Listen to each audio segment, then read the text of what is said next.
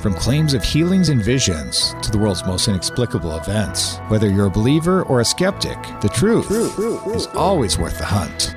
EWTN Radio presents The Miracle Hunter with Michael O'Neill. Welcome to the Miracle Hunter radio show on EWTN Radio. This is Michael O'Neill. I'm the Miracle Hunter. We love talking about saints in this show, and I think that we've got some new American saints up and coming. And maybe it helps to have a pope who's from the United States. Maybe he will, like a coach does in the All-Star game in Major League Baseball, maybe he'll put his own guys in, move them up. I'm not sure if that works exactly that way. But we've got a new venerable that was just announced this past week, Venerable Mother Maria Teresa Tallon. And she was declared venerable, and this is an exciting time to see another person in the United States moving along the path of sainthood. And that puts us close to 30 people who are venerables and blesseds, those stages before they become saints. Later in the show, we're going to be talking about Don Dolindo Ruotolo. And he's of special interest to me because we're doing an episode of They Might Be Saints about his life coming right up. That's a big production coming from EWTN, bigger than normal style with the They Might Be Saints. And we'll be excited to talk with Maria Palma Smith, who is the author of this brand new book, Jesus, I Surrender Myself to You, The Life of Don Dolindo Ruotolo. So we'll be excited to learn more about this future saint later in the show. And check out my series, They Might Be Saints, which airs every week on EWTN. So on Tuesday, June 30th, the episode of Blessed Miriam Teresa Demjanovic airs. And her short, impactful life is the one that I present in this cause for canonization. She's a member of the Sisters of Charity, and her miracle, which led to her beatification, is the only known cure of bilateral macular degeneration. And this was one of our first episodes that we did related to They Might Be Saints, and it's one of my favorites. So check that one out on Tuesday, June 30th on EWTN, or you can go to theymightbesaints.com, click on the on-demand button, and you can watch any of the episodes anytime you want. And also my other series, Explore with the Miracle Hunter. It airs on Saturday, June 27th at 5:30 p.m. Central Time, and it's the episode on Pompeii. And I take a trip to the famed ruins of Pompeii, where I explore the life's work of St. Bartolo Longo. He's known as the Apostle of Mercy. He performed many miracles in his life, and we'll be looking at him in that episode of Explore Pompeii on Saturday, June 27th at 5:30 p.m. Central Time. Later in the show, we're going to be looking at the Might Be Saint of the Day like we always do. We try to find someone whose death anniversary or feast day lines up exactly to the day's date. And so for today, June 28th, we've got Blessed Teresa Maria Mastroreina, who lived from 1881 to 1951 in Italy. And the 365 Days with Mary project, we find the Marian devotion of the day as it lines up exactly to the day's date. You all know Fatima, May 13th, or Guadalupe, December 12th, or Guadalupe, December 12th, or Fatima, May 13th, or Lourdes, February 11th. Any way you cut it, there's a different Marian feast day that lines up each and every day to the calendar year. And so for today's date, on June 28th, we've got Our Lady of Longing from Mata Boska Tenzyniaka in Warsaw, in Poland, in the year 1998. And the question of the week, we always try to answer a question from an emailer who writes in the fastest with the answer. I always like to answer questions in person when I give a talk, but I get lots of emails. And we have an interesting one about martyrs this week. And so the question for this week is, why did the martyrs of Otranto require a miracle for their canonization, but other groups of martyrs from Japan and Korea and other places did not? Why the difference? So I'll be trying to answer that one later in today's show. And the miracle of the day, we always try to line up each day in the calendar year and find out at some point in Christian history a famous miracle that happened on the day's date. And so in 1939, on June 28th, today's date, there was the big miracle related to Rhoda Wise. And so we'll be talking about that later in the show. Let's take a look at the miracle news. We do this every week where we look at the miracles happening around the world and those things that relate to miracles. And this relates to Our Lady of Guadalupe, who many people who tune into this show know that's my favorite Marian devotion. So I'm pretty excited with this 500-year anniversary from 1531 to 2031. the big celebration that's been established in Mexico City and is going around the world. I hope to be there at the Basilica in 2031. We'll see, God willing, what happens before then. But the big news is that it isn't just a Mexican devotion. It is a devotion for all the Americas. She is the patroness of the Americas. And so just this past week, the USCCB, the U.S. Conference of Catholic Bishops, announced that they're developing a nationwide pastoral initiative to prepare for the 500th anniversary of the apparitions of Our Lady of Guadalupe in 2031. Now, this effort is part of the Intercontinental Guadalupan Novena. It's a 9-year spiritual preparation rather than 9 days. It's a 9-year preparation, first encouraged by Pope Francis and promoted by the Mexican bishops in collaboration with the Vatican. Now, during the USCCB's June 2026 Spring Assembly in Orlando, Bishop Oscar Cantu of San Jose, he presented a framework designed to help dioceses across the United States reflect on both the message and the evangelizing methodology of Our Lady of Guadalupe as the Church approaches this historic jubilee. And a centerpiece for this proposal is the distribution of a replica of St. Juan Diego's tilma to every diocesan bishop in the entire United States. And according to Bishop Cantu, each replica would be touched to the original, and the one preserved in Mexico City, making it a third-class relic. And the bishops would then be encouraged to place the tilma in their cathedrals or other prominent locations for veneration and to use as a missionary instrument for bringing it to parishes, schools, and other key sites throughout their diocese. And so church leaders hope that pilgrim tilmas will foster devotion, evangelization, and renewed engagement with the Guadalupan message in every local church. And the plan has 3 phases of preparation. The first phase looks at the missionary outreach and diocesan renewal leading up to the National Eucharistic Congress in 2029. And the second phase would continue through 2031 with parish-to-parish pilgrimages of the tilma replicas and local encuentros guadalupanos intended to deepen faith formation and missionary discipleship. And catechetical materials already being used in Mexico are also being translated into English to support the initiative in the United States. And the final phase will center on Jubilee celebrations marking the 500th anniversary of the apparitions in 2031 and continue toward the 2000th anniversary of Christ's redemption in 2033. And bishops in the United States, they've said that a national celebration is expected, and international observance is already being planned in Mexico City, of course. And church leaders have emphasized that the Quicentennial is not merely a commemoration of a historical event, but an opportunity for new evangelization inspired by Our Lady of Guadalupe, whom John Paul II called a model of perfectly enculturated evangelization for the peoples of the Americas. And I have to admit that I've seen these tilmas before that they are sending around to all the bishops, and I have one. I have a full-size tilma. It's one of my prized possessions. People can get one if they go to madebycatholics.com, and they can pick it up. It's on this fiber that's just like the agave fiber of the original Our Lady of Guadalupe image. It uses all the exact replica colors and an image of Our Lady of Guadalupe.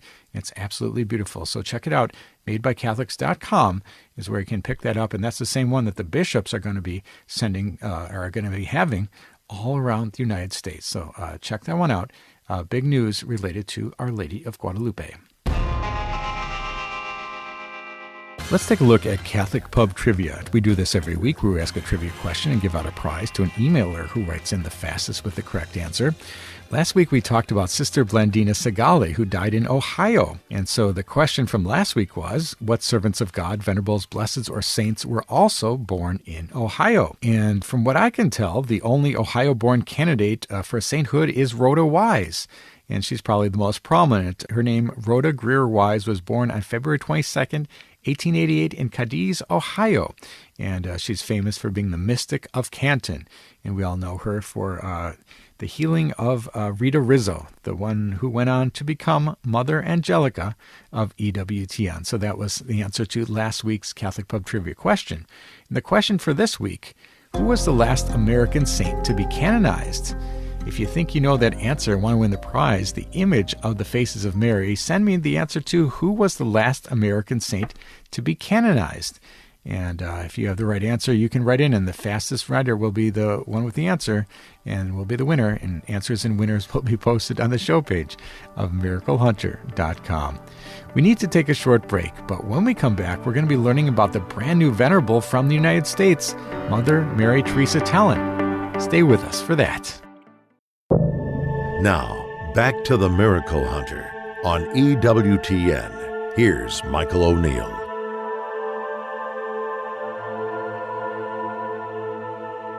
Welcome back. You're listening to the Miracle Hunter radio show on EWTN Radio. This is Michael O'Neill. I'm the Miracle Hunter. People who tune into this show know that we love talking about saints and future American saints most specifically. And there are probably around 30 now when we talk about people who are along that path to sainthood. When we look at servants of God, all told, there's something like 80. But when we talk about venerables and blesseds, there's less than 30. So it's a very small number when we talk about those people who are on that path to sainthood and just need a miracle to advance along that path. And it was such exciting news because we do have an American Pope now, and maybe it's of special interest of him to advance American sainthood causes. But either way, we have another American who has been firmly moved along that path, and that is Mother Mary Teresa Tallon. She's now venerable as declared by the Dicastery for the Cause of Saints, as in a decree that was promulgated through Pope Leo. And so this was huge news. And we're so excited today to talk with the General Superior and vice-postulator for the cause, for their Mother Foundress's cause, and that's Mother Maria Catherine. Welcome to the program today, Mother Maria Catherine. Thank you, Michael. It's a pleasure and an honor.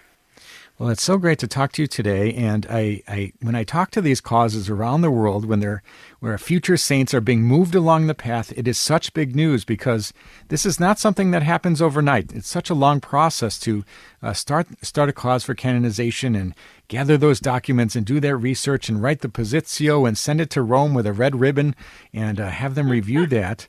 And I know it's such a big deal, and you're just waiting and waiting and waiting. And Rome takes its sweet time, I think, in evaluating these things. They want to get it just right, evaluating the life of virtue.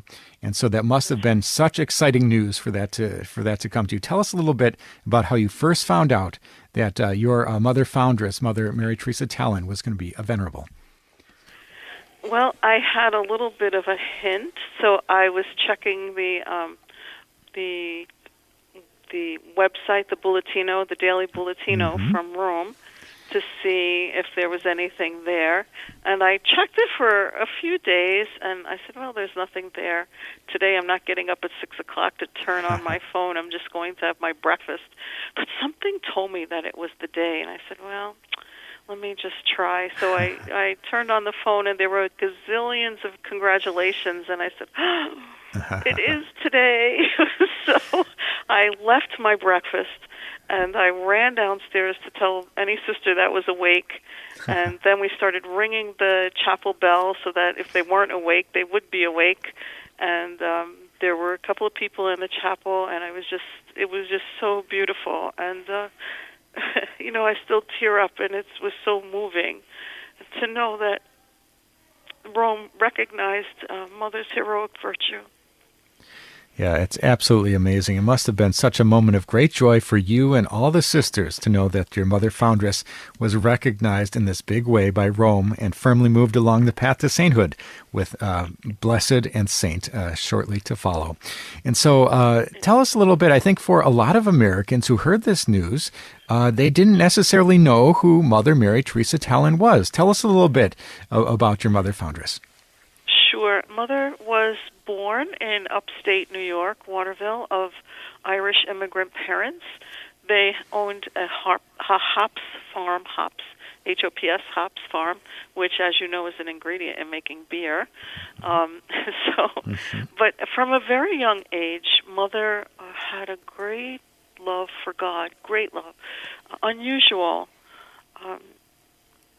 She not only did she love God, but she loved those that God loved.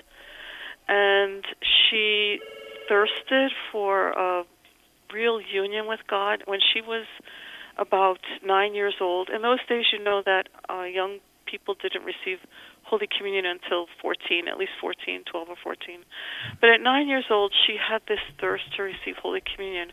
And without any fanfare, without any, instruction that they were supposed to have, one Sunday, Mother just walked right up with everybody else and knelt down and received Holy Communion.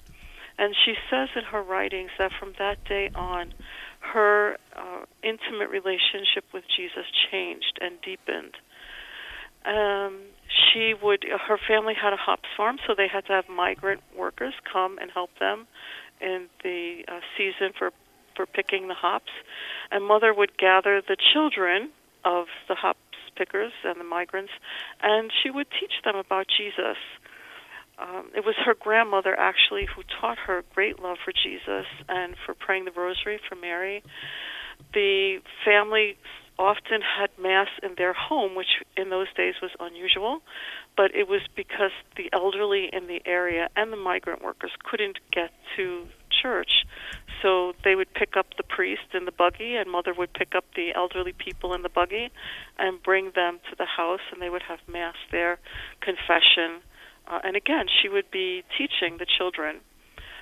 When she was 12, she decided she wanted to be a member of she wanted to be enrolled in the scapular. So she marched down to the church, which was about 3 miles, and she told the priest, I would like to be enrolled in the scapular, Our Lady of the Scapular. And she had bought herself a scapular. And so with great fanfare, the priest took her into the church and did the whole ceremony just for her. So you see that at a very young age, she was developing this love for Jesus and Mary and the saints and St. Joseph as well. Great love for the Eucharist. And then as she grew older, when she was 12, she didn't know sisters. They didn't have sisters, but her grandmother had met sisters, and she would talk about them. And Julia decided, I want to be a sister, which her parents weren't too happy about. Well, her father died when she was young. So she persisted, and she met a priest that was speaking for her. I'm really condensing this very, So she met a priest who became her spiritual director, and he helped her, and he spoke to her mother, and eventually the mother acquiesced, and she joined the Sisters of the Holy Cross. She was a Sister of the Holy Cross for 33 years. Wow. The Holy Cross sisters were teachers, and so Mother was a teacher. She taught in the Catholic schools, and she noticed that there were young people who, either they were truant or they were not keeping up with their assignments, or they weren't going to church. And she realized that something must be not being taught well in the family. That was number one. Number two, in those days, young people, if they weren't doing their homework or they were truant, if they came to school, they were put on the outside of the classroom. They wouldn't be allowed in. But Mother didn't like that practice, so she would take them in. And she really became the friend of all these children and their families. Now, again, in those days, teaching sisters didn't go outside the convent at night or, after classes. So she would try her best to work with the children during the day. Then she was transferred to New York City in 1905, I think it was. And there she met more and more children whose families were not practicing the faith. And she became the superintendent of the Sunday school. And so as superintendent of the Sunday school, she knew she could not go visiting, but she trained young women to go to the homes and visit the families.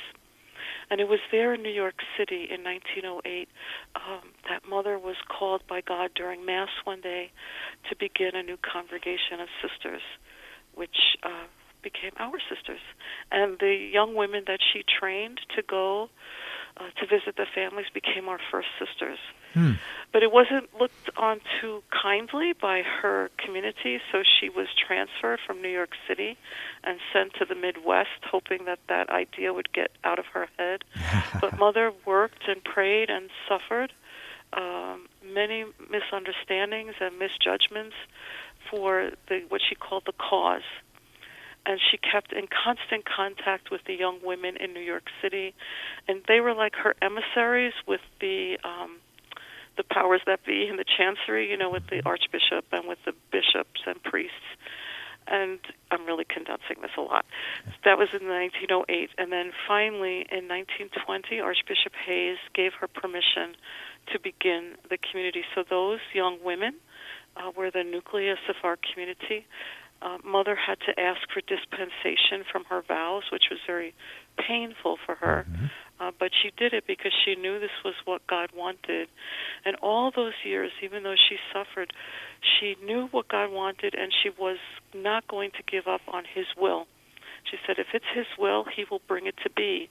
And she just waited, and she trusted in God's divine providence, and He was faithful. Wonderful. So Absolutely on August beautiful. 15, 1920, Mother came east. She was in the Midwest. She came east.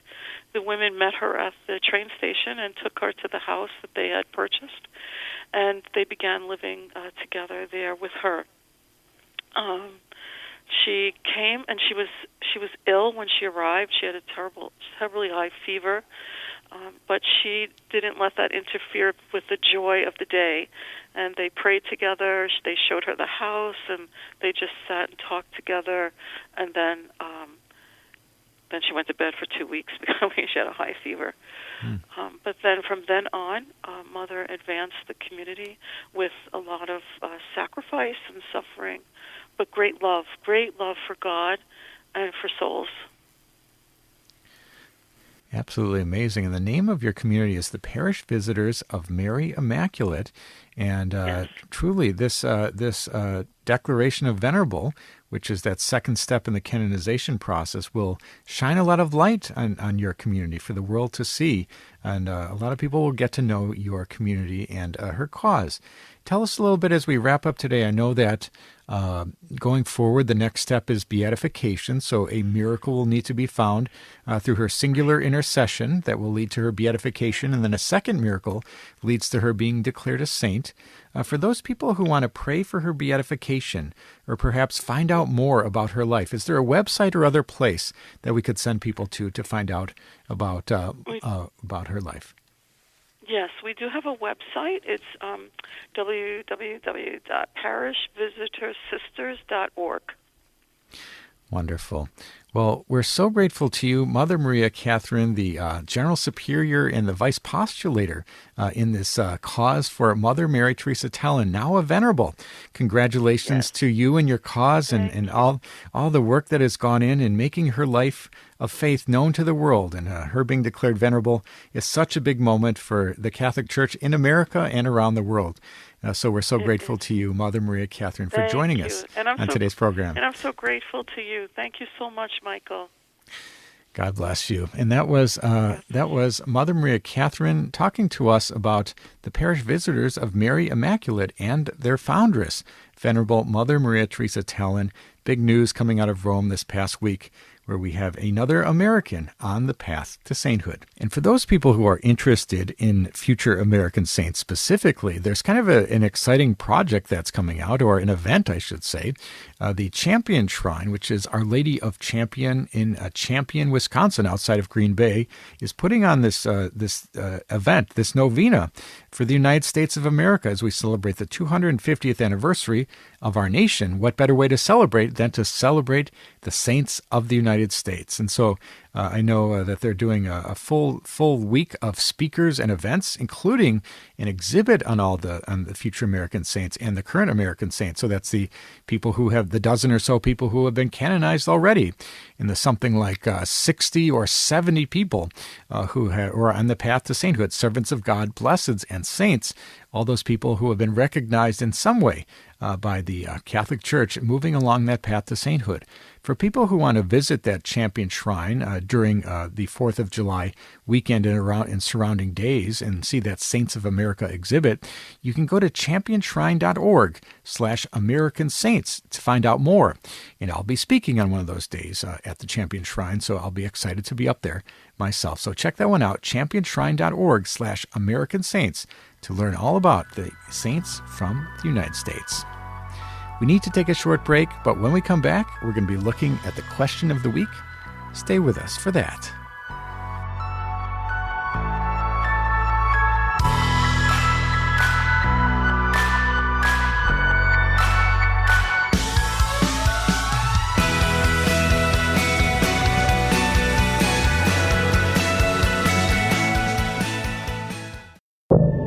Now, back to the Miracle Hunter on EWTN. Here's Michael O'Neill.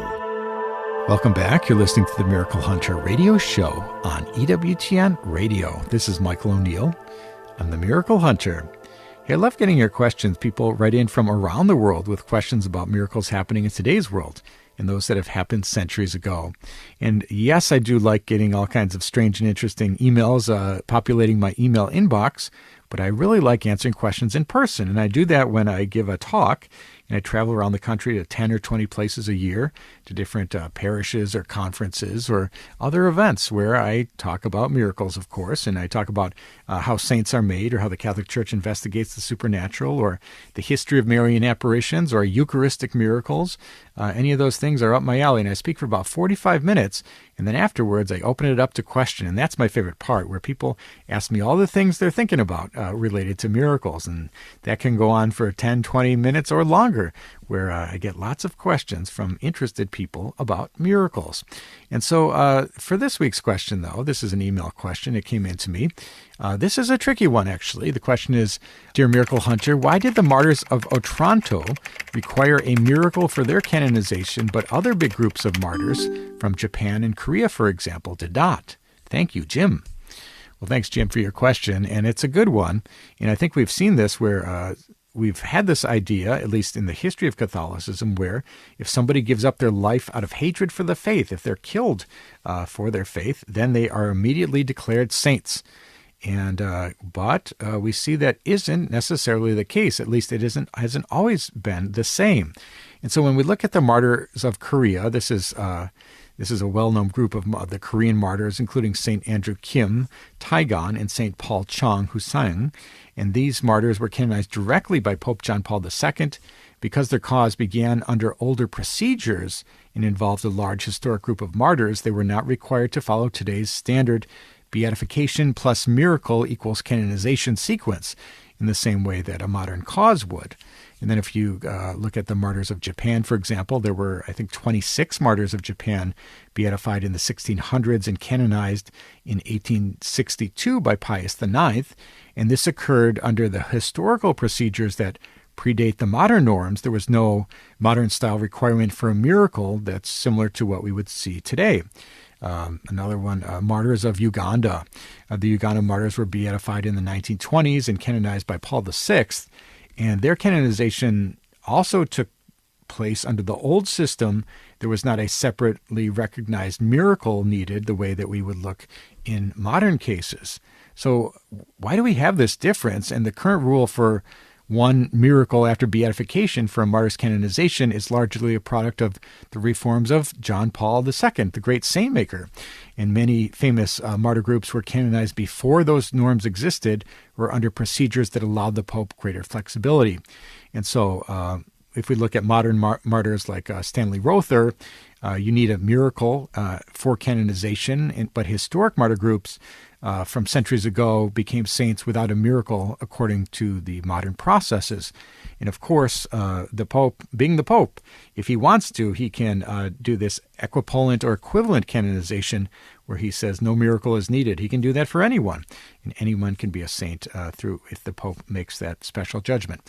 And so that is why we have the martyrs of Otranto needing a miracle, but the other martyrs from previous canonical frameworks did not need a miracle. Tricky question today from Jim. If you have a question for the Miracle Hunter, you can send me an email to questions@miraclehunter.com, and maybe I'll be answering your question on the air next week. Let's take a look at the 365 Days with Mary project. We do this every week where we look at the Marian devotion of the day as it lines up exactly to the day's date. We always try to find one from sometime throughout the calendar year. We have May 13th, Fatima, or Guadalupe, December 12th, or Lourdes, February 11th. But believe it or not, there's a different other Marian devotion that lines up exactly to the day's date. And we see the feast days or the commemoration of a great miracle or the building of a basilica or another way that Mary is honored. But there's one for each and every day of the calendar year. And so for today's date, we've got Our Lady of Longing from Matka Boska Taskianka in Warsaw in Poland in 1998. And the story goes that one of the oldest churches in the Archdiocese of Warsaw is St. Elizabeth. Located on the main altar is a painting of Our Lady of Longing, with the artist being unknown, for the first half of the 17th century.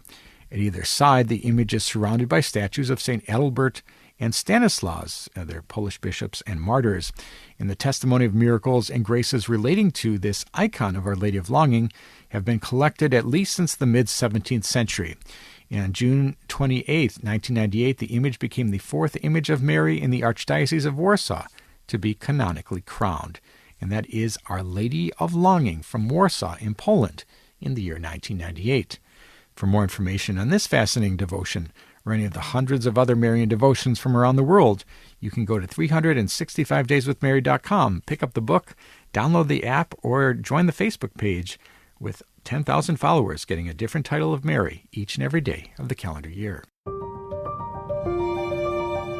Let's take a look at the miracle of the day. We do this every week where we try to find a miracle that happened on the day's date at some year in Christian history. And so for today's date, June 28th, we have a miracle that lines up from 1939. So for years, Rhoda Wise of Canton, Ohio, endured extraordinary physical suffering. She had numerous serious illnesses. She was diagnosed with advanced abdominal cancer. She underwent these different surgeries that left her with a large open wound that refused to heal.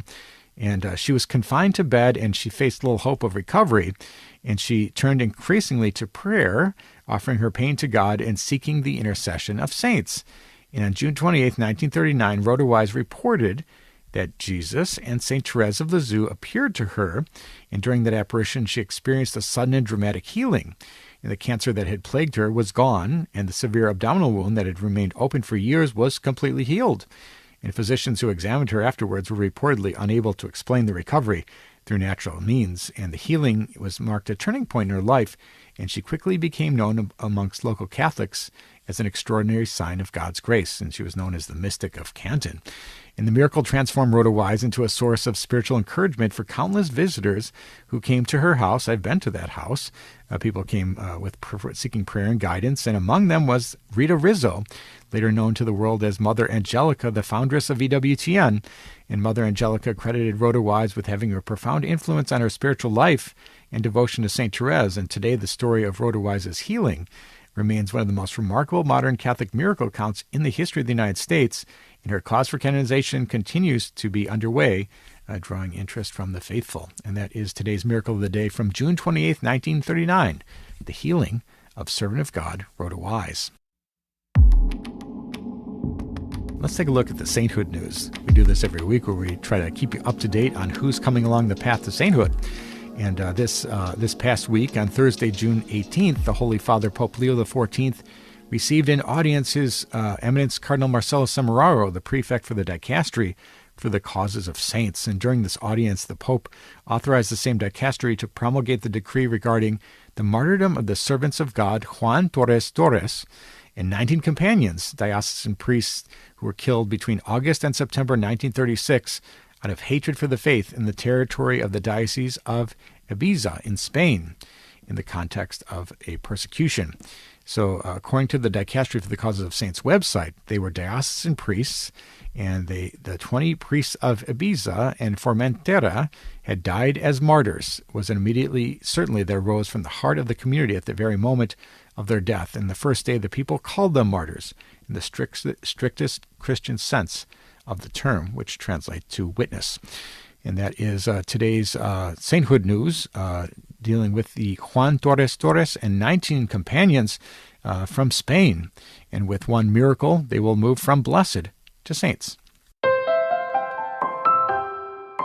And the might be saint of the day for today, we always try to find somebody on the path to sainthood, a servant of God, venerable, blessed before they have all their miracles and are declared saints by Rome. For today we've got Blessed Teresa Maria Mastena, who lived from 1881 to 1951 in Italy. She was born on December 7th, 1881 in Italy as Teresa Maria Mastena, and she was the eldest of 5 children of Giulio Mastena, a grocer, and Maria Antonia Casarotti, an elementary school teacher. And she was raised in a pious family. One brother was a priest, another tried to be, and a sister became a tertiary religious, and she received First Communion in 1891. She made a private vow of chastity.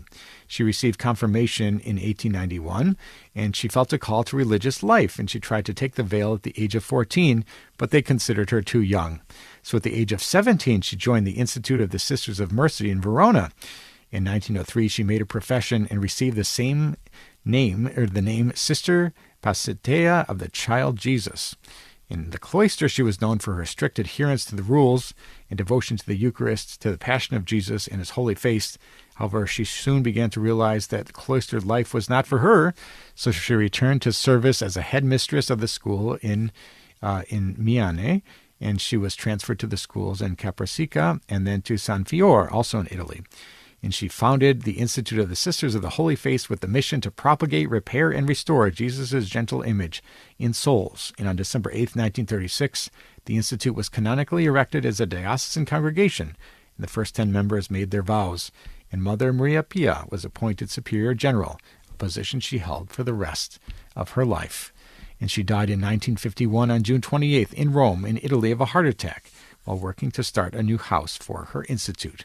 And she was interred there and declared venerable and blessed by John Paul II in a decree of heroic virtues, and Pope Benedict XVI was the one who celebrated her beatification. And that is the might be saint of the day, Blessed Teresa Maria Mastena. With one miracle, she will be declared a saint. And for those people who are interested in following the project They Might Be Saints, you can go to theymightbesaints.com and watch any of the episodes, or you can tune into EWTN on Tuesday, June 30th to watch the episode on Blessed Miriam Teresa Demjanovic.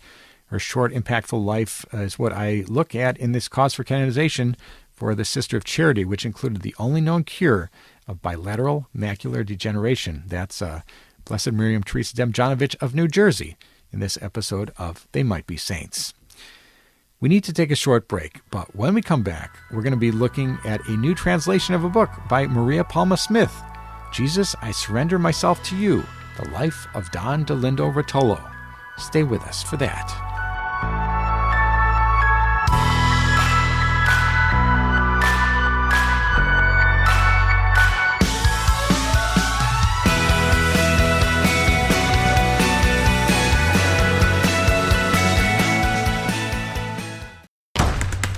Now, back to the Miracle Hunter on EWTN. Here's Michael O'Neill.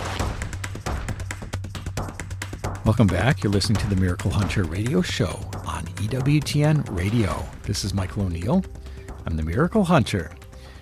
We've done a series on EWTN called They Might Be Saints, where we look at Americans on the path to sainthood, and we look at their causes for sainthood and highlight their lives. And there's somebody not from the United States that we're actually doing an episode on just now. He's Don Dolindo Ruotolo, and his life, incredible life, and Surrender Novena. And his saying, Jesus, I surrender myself to you, is something that echoes in the hearts of many Catholics around the world. And we're so excited to learn about a brand new book out from Tan Books. It is called Jesus, I Surrender Myself to You, The Life of Don Dolindo Ruotolo. And we're joined today by the author of that book, and that's Maria Palma Smith. Welcome to the program today, Maria. Thank you so much. And actually, I'm just the translator. I'm not the author. The author is really the niece of Father Dolindo, Don Dolindo, and also an Italian journalist. Both of them wrote the biography, and I translated it from the Italian. It was published in 2020, I believe, September of 2020, the biography, and it has not just now been published in the English edition. Wonderful. Well, we're so excited that this book is coming to light for English-speaking audiences. So thank you so much for your work as the translator of this book. And I think for some American Catholics, they do know the name Don Dolindo Ruotolo and perhaps his connection to Padre Pio. But for many other Catholics, they may not know who this great future saint is. So tell us a little bit.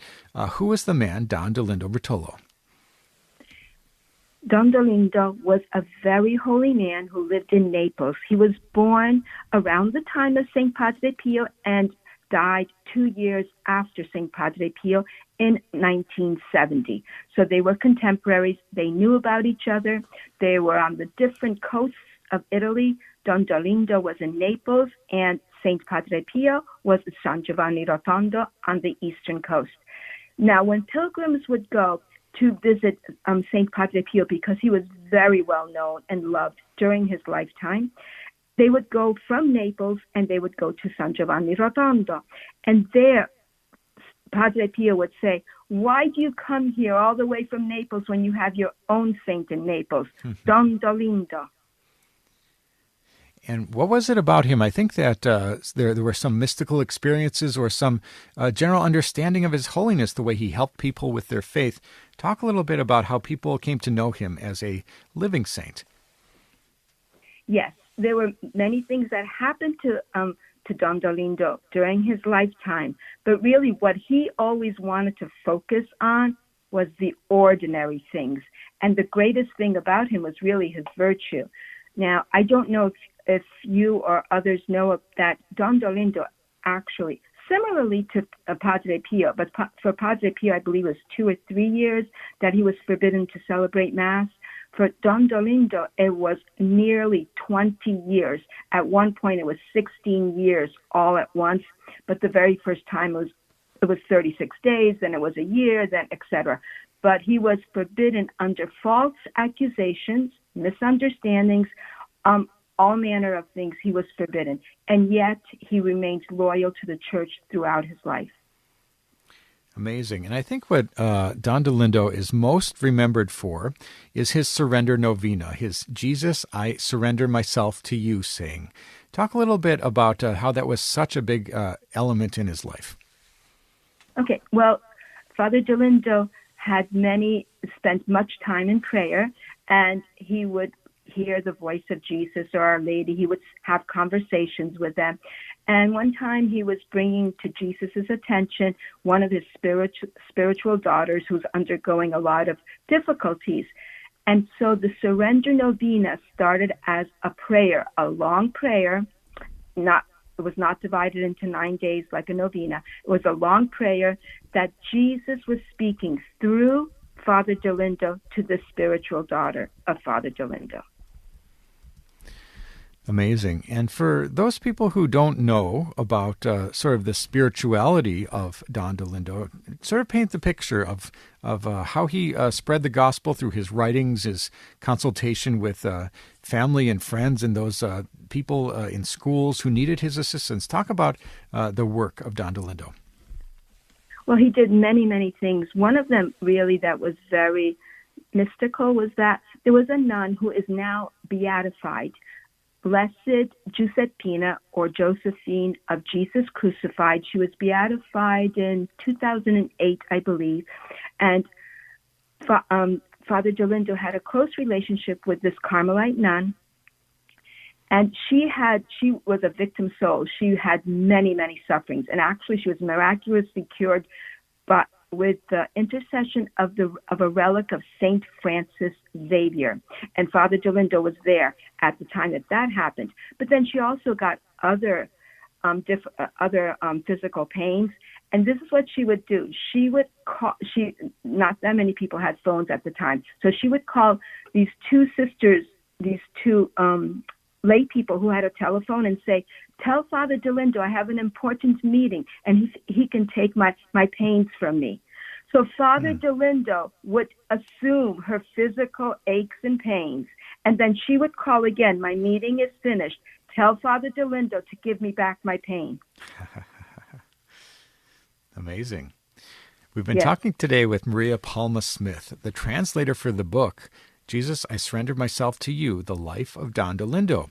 It's out from 10 Books, and it's the first time in English. And this is a book that sheds some light on the life of Don Dolindo Ruotolo. Now, there has been some talk that Don Dolindo and Padre Pio were similar figures, or they knew of each other, they respected each other. There have been stories that they actually met one time. What can you tell us about that? Yes, one time it's well recorded, both Father Dolindo himself and one of the younger priests who also accompanied them. There were several that went from Naples to San Giovanni Rotondo. And one of the most beautiful things that happened during that meeting is, now Father Dolindo had been going through many, many trials and tribulations throughout the course of his life. And even though he really was very holy, very virtuous, still a little thought in his head. He wanted to have more reassurance from such a great saint as Padre Pio. And so that was in his heart. He did not say that to Padre Pio, but Padre Pio, in blessing him when they were leaving him, Padre Pio said to Don Dolindo, all of heaven is in your soul. Wow. That is quite a thing to hear from one of God's great saints. Truly, truly amazing.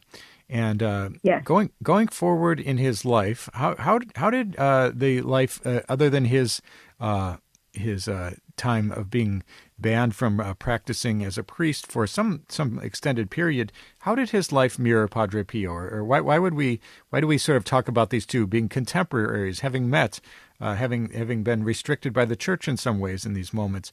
In what other ways would you say that Don Dolindo sort of is reflective or reminiscent of Padre Pio?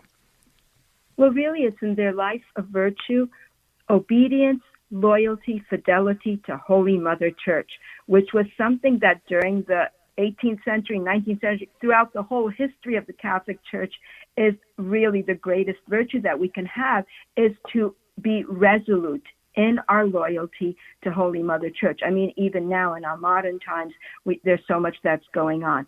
And both of them were treated unjustly because with St. Padre Pio, he was not permitted to celebrate Mass because of the all the stigmata and the mystical things that were happening to him. And similarly with Don Dolindo, because of false accusations, because of other things that were going on, he was not allowed to. But it's all in God's great plan. For Father Dolindo, not being able to hear confession, celebrate Mass, preach, give homilies, gave him ample time to do much writing. And he wrote, I don't know if you or your listeners are aware, that he wrote a 33-volume commentary on sacred scripture, all the books of sacred scripture, for the laity. And I think that is why Father Dolindo was not as well known, and it still is not as well known as Padre Pio, because I believe that God was waiting for this time with the internet, with so many people, especially younger people, coming into the church and who are very interested in learning about it and reading and understanding scripture and reading commentaries. Whereas 100 years ago, the average Catholic really did not do that. They did not study their faith. They did not read commentaries. So I really think that now is the time for Don Dolindo, and especially now that his works are being translated into English, because English is really the most important language worldwide for all the countries that speak English, English-speaking countries, but also all the other countries, most of whom the people are learning English. And when we look at your book, Jesus, I Surrender Myself to You, The Life of Don Dolindo Ruotolo, that is a book that you have translated into English now, and that is available through 10 Books. Tell us a little bit about your hopes for people who finally can read this book, Jesus, I Surrender Myself to You. What will they learn, and what do you hope that they gain from reading this new translation? Yes. Now, a lot of people love the Surrender Novena, but most of them don't know the person behind it, Don Dolindo, and all that he went through. And I think that when they read this biography written by his niece, that they will see that he went through so much in his life. And I believe that it will encourage, inspire other people in in praying the Surrender Novena to have even more hope and more faith and be more edified. Wonderful. And for people who want to pick up this book or learn more about it, what's the best place that they can go?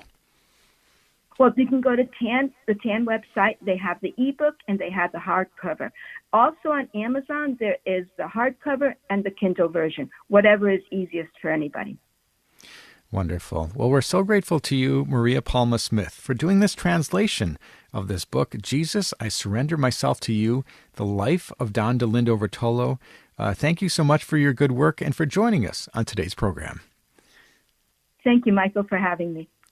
God bless. That was Maria Palma Smith. The book is Jesus, I Surrender Myself to You, The Life of Don Dolindo Ruotolo, and it's now available from TAN Books.